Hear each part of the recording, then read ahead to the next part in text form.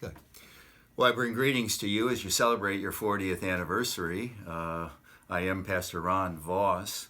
I was the organizing pastor at Lord of Life.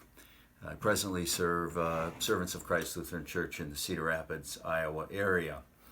As I bring you greetings, I just thought I'd share a few things about the organization that in the first years of life, some of you were there, but many of you were not. This was a new congregation that was started by the American Lutheran Church. And St. Peter's Lutheran Church on Asbury was very instrumental and supportive of this effort. A number of their members, I'm sure some of you are here today, came from St. Peter's. Pastor Mark Thompson was a great friend and a good helper, and again was supportive of this effort as Dubuque was growing and growing west.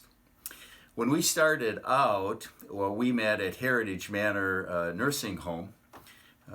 As I went by it just today, this morning, I see now it's Hawkeye Care Center and they've moved.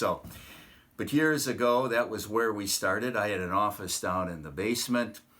Mary Bailey was the administrator.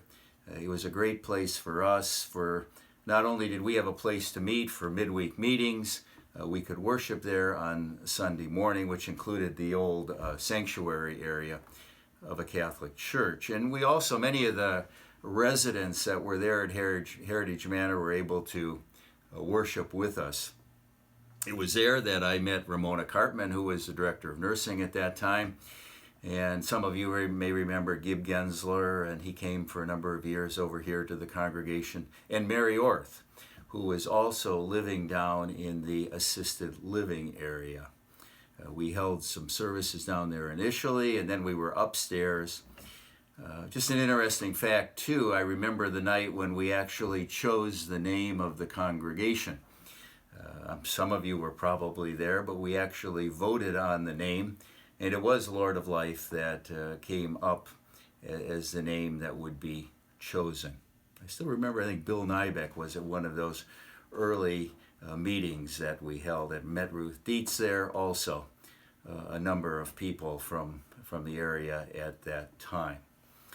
One of the things too, and I know you've probably over the years wondered about your site here, you're kind of landlocked, not as much land as you'd like, but I went with Vern Maurer, who is a member at St. Peter's Lutheran. We went to realty companies and we approached every landowner from the arterial all the way out to sundown. Personally went and visited with them to see if anybody would sell us land on Asbury Road. No one was willing to do that, and we were just even lucky to get the site that we did on Hales Mill Road. So that's just a little bit about that history. About your initial building, which was 4,380 square feet, that was the absolute allowable maximum square footage that the American Lutheran Church allowed at that time.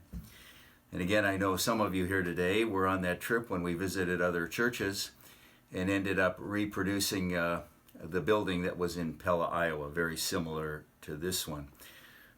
The front corners of the building that actually front Hales Mill Road, when the contractor was going to build, he said, I'll square out those corners for you. It'd be another 120 square feet.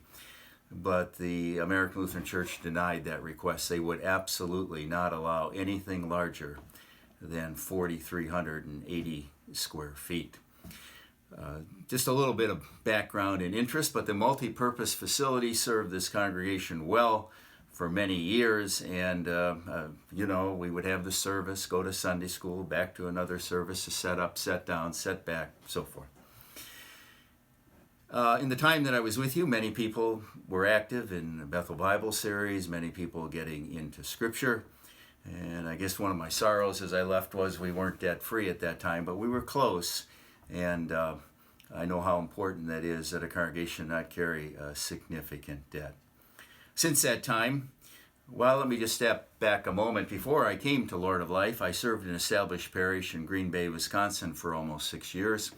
And it was there, I was next to a mission congregation, and I kind of became intrigued with mission development. And so requested I be considered, and ultimately was called here through the Iowa Mission District the Iowa district of the American Lutheran Church at that time. Since leaving Lord of Life, I've gone on to establish three other new congregations, one in the city of Indianapolis, Indiana, one in Plainfield, Illinois, a southwest suburb of Chicago, and I'm presently serving as our congregation is developing in the north side of Cedar Rapids, Iowa. We meet at the Robbins City Hall at 9 o'clock on Sunday morning. Again, I greet you and wish you a very positive and joyful anniversary celebration. May God continue to bless your outreach efforts as you share the good news of Jesus Christ. Thanks again, and peace to each of you.